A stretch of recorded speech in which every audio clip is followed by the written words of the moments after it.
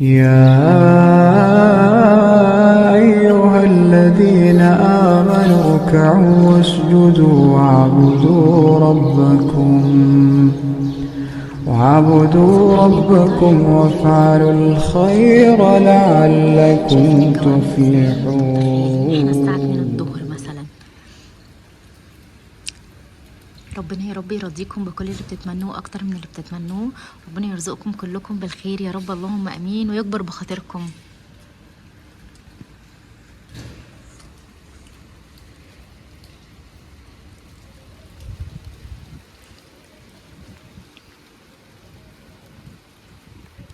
يلا ندخل بقى نشوف اللي ورانا. يا صباح الخيرات والهنا والسعادة عليكم، عاملين ايه؟ يا رب تكونوا بخير. انا قلت اصور لكم شكل المطر كده عشان في ناس كتير بتقولي ان هما بيحبوا قوي فكرة فتحة الشباك وان هما يشوفوا المطر دي، فقلت طبعا اصورها لكم. انتوا اي حاجة بتحبوها انا بحب اشاركها معاكم.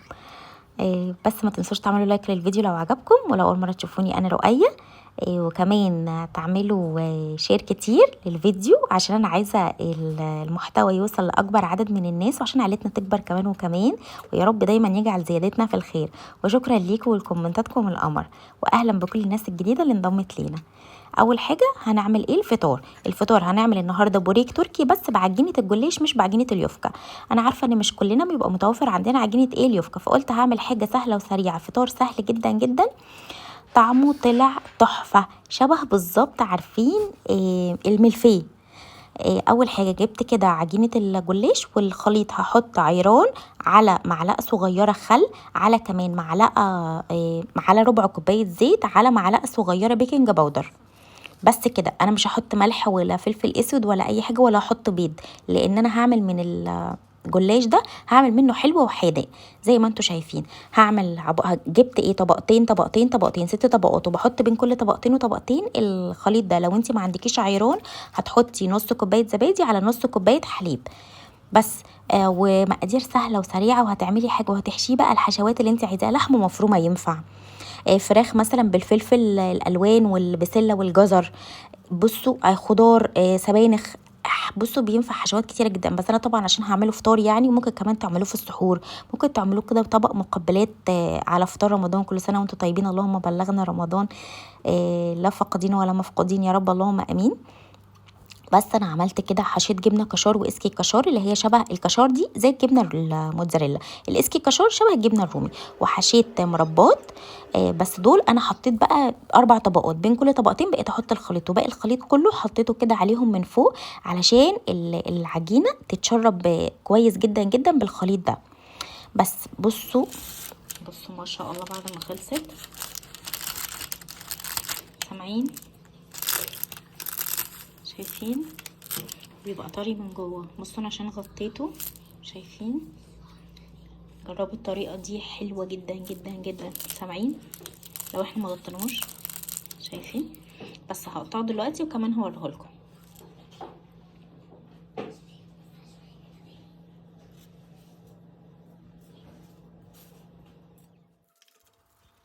دلوقتي هقطعه كده، شايفين؟ بكل سهوله، شكله خطير وطعمه خطير، يعني لازم تجربوه.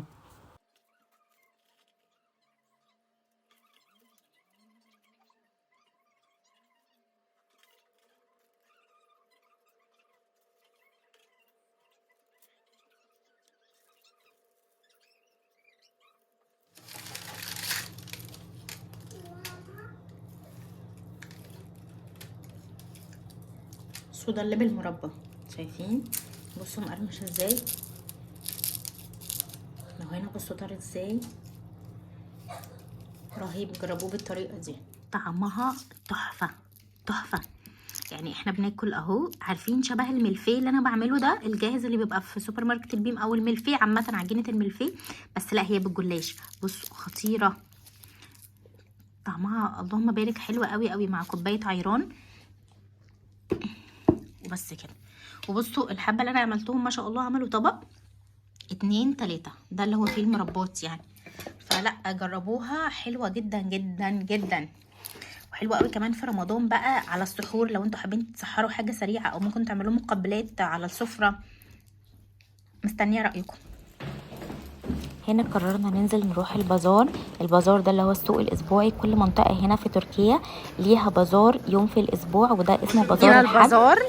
بس قلت اخدكم معايا. بصوا حاطين طحينه حلوه قوي، طحينه بتبقى لسه مطحونه حالا. بصوا استنوا، ده في حد بتاع ادوات منزليه، استنوا هشوف. الله، استنوا افرجكم معايا.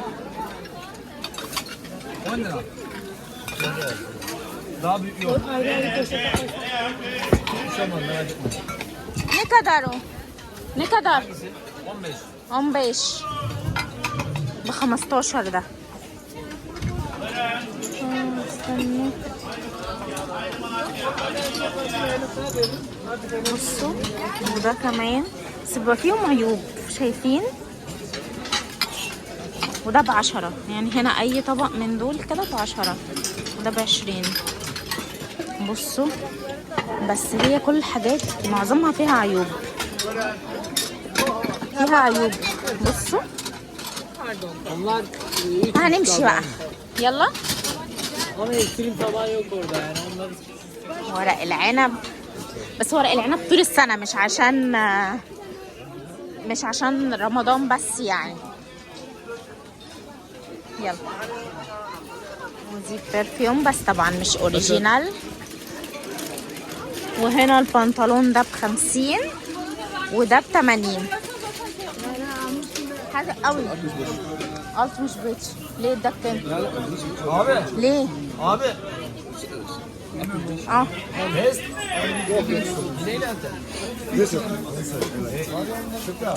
عفوا. يلا يا خديجة. ها بصوا، اخدت من الزبدة دي هسيحها واعملها سمنة. اخدت دي ب75. يلا هجرب. ودي طبعا الجبنة البلدي وكده. خلاص بصوا، مزودين النهارده قوي حاجات الادوات المنزليه كده، عشان ايه طبعا قبل رمضان يعني وكده. استنوا نشوف هنا عنده. هنا كنت دخلت ماركت شوك وقلت هوريكم الصابونه دي عشان لو حد عايش هنا يعني. دي صابونه حليب الماعز. بصوا هي حلوه ولطيفه المفروض على البشره، بس انا ما جتش على بشرتي خالص، انا بشرتي مختلطه الحساسه يعني. بس يعني هي نازله ب12 ليره في ماركت شوك للي الناس بتحبها. انا عارفه ان في ناس بتحب يعني الصابونه اللي نازله. بس احنا هنخرج بقى. هنا كنت روحت البيت بقى، قلت هقطع لهم فاكهه. الجو بره كان برد جدا جدا يعني، بجد انا مش عارفه كانت درجه الحراره 3 ولا ايه، فكنا ماشيين بردانين قوي. فقلت اول ما نرجع البيت كده هعمل لهم حاجه لحد ما احضر الغدا. هعمل معاكم غدا النهارده قمر قمر قمر، ترند كده، ترند رهيب بجد والله. كل ما بفتح الفيسبوك، الانستجرام، التيك توك، كل حاجه بيجيلي شكل الغدا ده، فاللي هو فاهمين. فقلت لا لازم اجربه معاكم يعني، وهقول لكم رايي فيه. المهم قطعت طبق فاكهه كده حلو ولطيف وامور، قلت ايه اديهم ايه حاجه مغذيه كده، فاهمين انتوا طبعا. بس البازار كان حلو اللهم بارك يعني، زي ما انتوا شفتوا كده. وزي ما قلت لكم منزلين ادوات منزليه كتير عشان خاطر رمضان. كل سنه وانتم طيبين يعني. بس بحاول اوريكم الاجواء هنا بتبقى عامله ازاي في رمضان. هم هنا ما عندهمش تزيين شوارع زي عندنا يعني، احنا عندنا بنحب بقى نزين الشوارع وحركات وكده. هنا ما عندهمش الاوبشن ده يعني، بس مش مشكله يعني. المهم ايه ان انا خلصت كده الفاكهه، وبعدين هندخل بقى ايه هرتب كل حاجه انا جبتها يعني من البازار في مكانها. وجبت كمان بصوا عصاره الليمون دي. بصوا مش عايزه اقول لكم يعني، انا جبتها واستخدمتها في نفس الوقت يعني. انا في حاجات جايباها اصلا المفروض عايزه اصورها لكم مشتريات ومش عايزه استخدمها، ومحمد كل شويه يقول لي يا الحاجات اللي انت جبتيها دي رؤيه بقى لها اكتر من شهر وشويه، مش هتستخدميها. اقول له لا بس لازم اصورها لهم الاول واوريهم وبعد كده استخدمها. انما دي جبتها عشان الصراحه كنت فعلا محتاجاها جدا، ومصدقت ان انا لقيتها في البازار يعني وكده. اللهم بارك حلوه قوي. كانت بكام؟ كانت ب65، ب65 غالبا، 65 ليرة. وهنا كنت جايبة بطاطس، ودول 3 بطاطيات كده مغضوب عليهم مش عارفة ليه. بس وعايزه اعملهم والله. بس طعم البطاطا هنا انا ما بحبهاش قوي، يعني مصر طعم البطاطا قمر بصراحه، هنا لا. وكنت كمان جايبه بصل. الاسعار كانت في البازار مرتفعه الى حد ما. آه، يعني الحمد لله يعني على كل حال. المهم دلوقتي انا هعمل معاكم بقى الغدا القمر الترندي ده. بصوا يعني بجد، يعني جربوه هيعجبكم جدا جدا، وليه افكار كتيره جدا جدا. المهم دلوقتي احنا هنتكلم. انا دي وراك مخليه، وانا قطعتها كده كيوبس صغننه، وحطيت عليها ملح وفلفل اسود وكاري وكركم وبابريكا بس. وهقلبهم كويس، وكمان لو عندكم بهارات فراخ حطوهم. وهنا حطيت بصلايه قطعتها كده سلايسز، وبعدين بنبدا نقلب فيها كويس خلاص. وكمان لو ممكن بقى تحطوا عليها زعتر مثلا وتحطوا صلصه. بصوا انا برضو عملتها اول امبارح، عملتها كده. وعارفين كل مره ممكن ماشي يبقى عندكم مثلا صدور او عندكم مريك، بس كل مره تعملوا خلطه مختلفه هيطلع الطعم مختلف تماما. مره عملتها بالبينك صوص كانت رائعه. لازم اشارككم الحاجات دي. في اوقات الصراحه ببقى مكسله ان انا اصور عشان التصوير بياخد وقت وزوايا معينه ومش عارف ايه وكده، فببقى عايزه اخلص الاكل بسرعه جدا يعني. بس ان شاء الله هحاول الفتره الجايه عشان رمضان. كل سنه وانتم طيبين، وانا عارفه ان احنا بنبقى عايزين وصفات كتير يعني. فقلت ايه لازم اوريكم ان انا وانا بستخدم هذه الاختراع القمر قمر، نقول لها اهلا يا عصاره الليمون الجديده. بس المهم، وحطيت عليها فلفل زي ما انتم شايفين، الفلفل اللي انا دايما بفرزه معاكم. وخالص دلوقتي البيج بوس بقى بتاعنا عيش التورتيه ده، عيش التورتيه. وانا كمان هنا كنت بشرت جبنه كشار اللي هي شبه الجبنه الموتزاريلا يعني. ممكن تحطوا ميكس جبن يعني عليها زي ما تحبوا. بس المهم ان انا جبت قطعه الدونات دي، ولو عندك قطعه عادي مدوره كبيره كمان شويه هتبقى حلوه. بس دي انتوا هتشوفوا شكلها في الاخر. البايتس دي احلى ما في الموضوع اصلا. انا عارفه ان هو هياخد وقت ومجهود، بس حلوه قوي لو عملتيها كده بقى وعندك عزومه وحطيتيها على السفره. يا خرابي على جمالها. لا بجد بجد يعني ما شاء الله. الفكره حلوه جدا وعجبتني جدا، وهكررها تاني وتالت. انتوا عارفين انا بحب اجرب معاكم حاجات جديده وبقول لكم رايي فيها. بس هي بتهدر كده في العيش، بس احنا ممكن ننشفه ونطحنه ونعمله بقسماط عادي. يعني انا مفيش حاجه عندي بتتهدر، لا. انا كل عيش مثلا عندي بيتبقى بحطه في طبق كده في مكان متهوي. واول ما اشغل الفرن وبعد ما بقفله بحطهم جوه الفرن اسيبهم ينشفوا بس. وبعد ما بيتبقى عندي حبه بروح ضربهم في الخلاط، خلاص بقى عندي بقسماط. بس بصوا بنحط كده بنجيب الرغيف. انا ده رغيف اول واحد. تاني واحد عملت نص، حسيت ان الرغيف عالي كده لفوق ماشي. وبعدين بنجيب بعد كل واحد عشان هيقفوا ازاي، بنجيب كوبايه كده او اي حاجه نوقفهم بيها، وبناخد نحط كده الخليط اللي احنا عملناه ده ونحط عليه جبنه من فوق. ممكن تحطوا جبنه رومي على جبنه موتزاريلا على جبنه تشيدر، يعني اللي انتوا حابينه ماشي. وهنا بقى ايه، قلت لا ده طويل قوي هينشف، طب انا هقطعه كده ماشي. اللي هو انا قاعده بجرب معاكم والله. بس البايتس بصوا بحط كده الواحده وعليها حبه الجبنه واحطها تاني. بصوا كده شكلها تحفه وطعمها خطير. وعارفين هي قطمه كده. لا الوصفه دي تاخد 10/10. لا 9/10. 10. الصغننه دي البايتس دي تاخد 10/10. الكبيره هتاخد 7/10 عشان كانت كبيره قوي. بصوا رهيبه. الصغننه دي فظيعه، بس استنوا لما تبرد.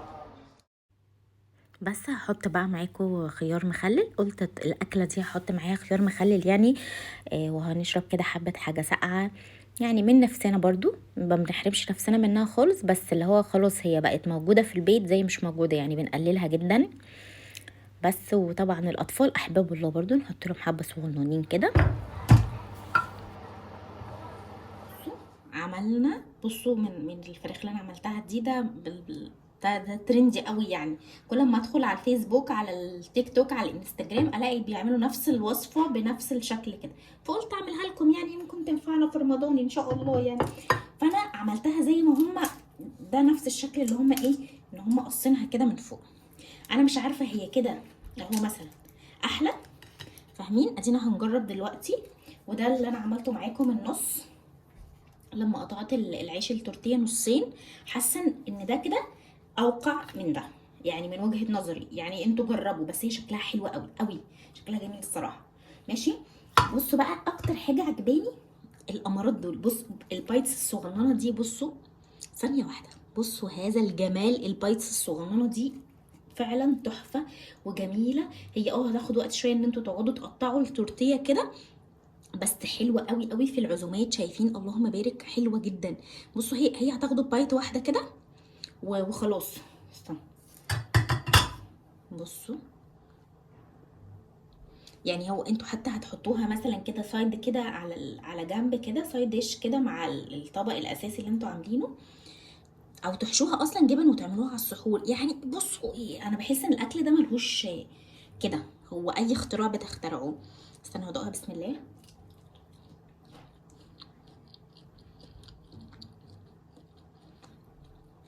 رهيبه ما شاء الله، تحفه.